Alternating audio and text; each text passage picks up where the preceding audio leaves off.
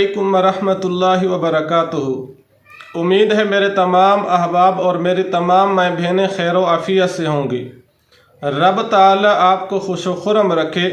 रब ताला हर किस्म के मसाइब और परेशानियों से आपकी और आपके अहल खाना की हिफाजत फरमाकर रब ताला आपको दुनिया और आखरत के एतबार से खुशहाली और फरावानी वाली ज़िंदगी अता फरमा दे, आमीन। आज आप हज़रात की खिदमत में जो अमल लेकर हाजिर हुआ हूँ वो अमल है, अल्लाह न करे अगर किसी बंदे को फालिज हो जाए या जिसे लकवा कहते हैं, अगर अल्लाह न करे हो जाए तो फिर इसका रद्द किया है, तोड़ किया है, अमल किया है, वजीफ़ा किया है। तो इस वीडियोज़ के अंदर आपको दो बातें बताने जा रहा हूँ। पहली बात ये है, अल्लाह न करे अगर लकवा या फालिज हो जाए तो अब फालिज और लकवा तो हो चुका है, इसका तोड़ किया है, वजीफ़ा किया है, जिससे अल्लाह रब्बुल इज़्ज़त दोबारा सेहत, तंदुरुस्ती और ताकत वाली ज़िंदगी अता फरमा दे। एक ये अमल बताऊंगा। और दूसरी बात, लकवा से बचाव का, हिफाजत का अमल क्या है वो भी इंशाअल्लाह आपकी खिदमत में पेश कर दूंगा। आपने शुरू से लेकर आखिर तक वीडियो सुननी है तवज्जो से। इंशाअल्लाह ये आपकी ज़िंदगी बदल कर रख देगी। अगर आपके घर में कोई इसी तरह का मरीज़ है या आप बतौर एहतियाती तदाबीर के अमल करना चाहते हैं, तब भी ये अमल, ये वजीफ़ा आपके लिए करामत और नफ़ामंद साबित होगा। देखिए, सर्दियों का सीज़न चल रहा है। वैसे तो ज़िंदगी, मौत, सेहत, बीमारी का मालिक अल्लाह की ज़ात है, लेकिन हालात, वाक़ियात और मौसमों की तब्दीलियों की वजह से भी इंसान पर बीमारियां अल्लाह के हुक्म से अटैक करती हैं, इंसान पर हमला आवर होती हैं। तो चूँकि सर्दियों का सीज़न है, अल्लाह ना करे अगर लकवा हो जाए, फालिज हो जाए, तो आप ये ज़रूर अमल करें, आप ना उम्मीद ना हो। अल्लाह फरमाते हैं, ला तक़नतू मिन रहमतिल्लाह, कि रब ताला की रहमत से ना उम्मीद हमें नहीं होना चाहिए, मायूस नहीं होना चाहिए। अगर इस किस्म का मामला हो जाए तो आप ये वजीफ़ा करें। इंशाअल्लाह इस वजीफ़ा की बरकत से अल्लाह रब्बुल इज़्ज़त मज़ीद बीमारियों से भी आपकी हिफाजत फरमा देंगे और इस लकवा से भी अल्लाह रब्बुल इज़्ज़त आपको निकाल कर दोबारा सेहत, तंदुरुस्ती और कुव्वत, ताकत वाली ज़िंदगी अता फरमा देंगे।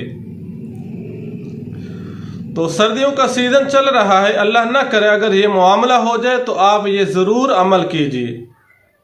साथ साथ मेडिसन भी इस्तेमाल करते रहें। माहिरीन जो तिब के जो माहिर हैं, जो डॉक्टर हजरात हैं, उनसे भी मशवरा मुशावरत चलती रहे, उनका भी इलाज मुआलजा जारी रहे और साथ साथ आप ये अमल भी करें।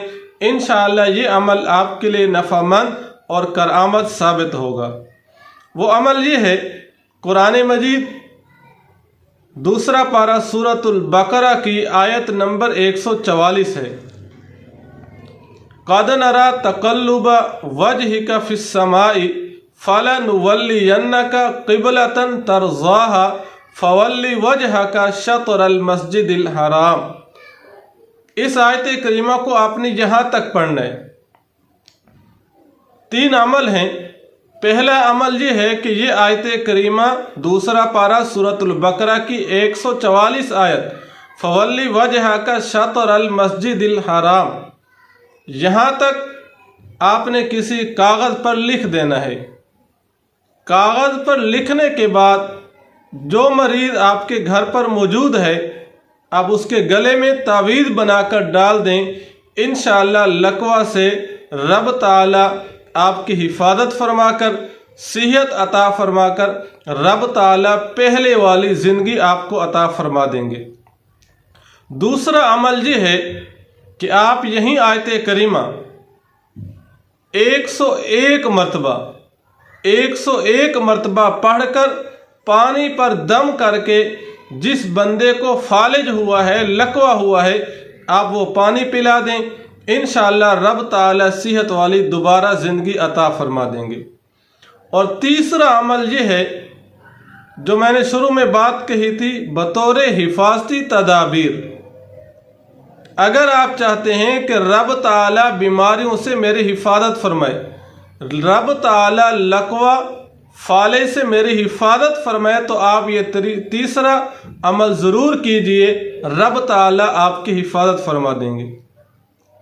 دیکھیں، ہمارا عقیدہ اور نظریہ ہے کہ بیماری لانے والی ذات بھی اللہ کی ہے، بیماریوں سے بچانے والی ذات بھی اللہ کی ہے۔ بیماری مانگنی نہیں چاہیے، مصیبت مانگنی نہیں چاہیے، اگر آ جائے تو اس مصیبت پر بجائے شکوہ کرنے کے، بجائے شکایت کرنے کے صبر کرنا چاہیے، واویلا نہیں کرنا چاہیے، رب سے مایوس نہیں ہونا چاہیے، مصیبت مانگنی نہیں چاہیے، بیماری مانگنی نہیں چاہیے، اگر آ جائے تو صبر کرنا چاہیے۔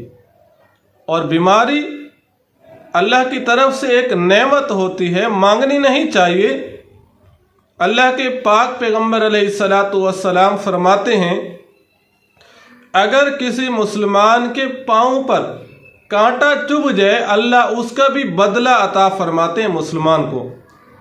تو مسلمان پر جو تکالیف آتی ہیں، اصل میں جو گناہ کیے ہوتے ہیں، اس تکالیف کے ذریعے، بیماری کے ذریعے اللہ ان گناہوں کو معاف کر کے اللہ رب العزت اس کے لیے جنت کا فیصلہ فرما دیتے ہیں۔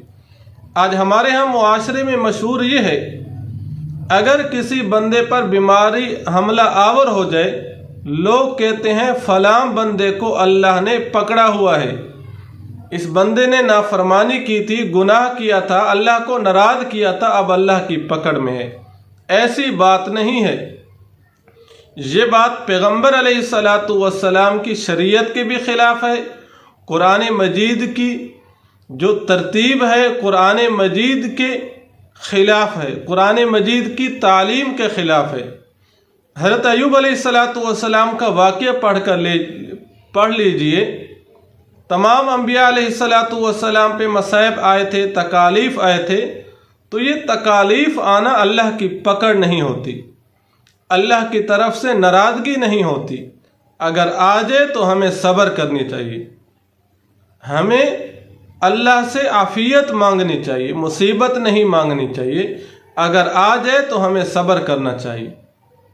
تو تیسرا عمل جو بطور حفاظت کے ہے، بطور لقوہ فالج سے حفاظت کا عمل ہے، کبھی بھی پوری زندگی میں لقوہ فالج آپ پر اٹیک نہیں کرے گا۔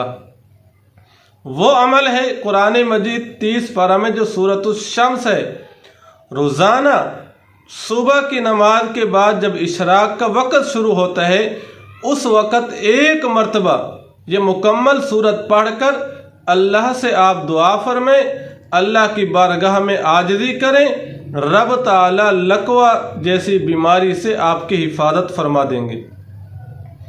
اللہ کے نبی علیہ السلام کا فرمان ہے، قرب قیامت بیماریاں عام ہو جائیں گی۔ آج ایسی بیماریاں پیدا ہو چکی ہیں، زہر ہو چکی ہیں، جن کا پہلے ہم نے کبھی نام بھی نہیں سنا تھا۔ اگر یوں کہا جائے تو بے جا نہیں ہوگا، ہر گھر بیماریوں کا مرکز بنا ہوا ہے، بیماریوں نے ہر گھر کو گھیرا ہوا ہے۔ اس لیے اگر بیماریاں آ جائیں، اللہ سے استغفار کرنا چاہیے، اللہ کے سامنے آہوزاری کرنی چاہیے، ہمت نہیں ہارنی چاہیے، رب تعالیٰ سے دعا فرمائے، رب تعالیٰ ہر قسم کے مصائب اور پریشانیوں سے، بیماریوں سے آپ کی حفاظت فرما دیں گے۔ دعا فرمائے، اللہ رب العزت پوری امت مسلمہ کی حفاظت فرمائے، آمین۔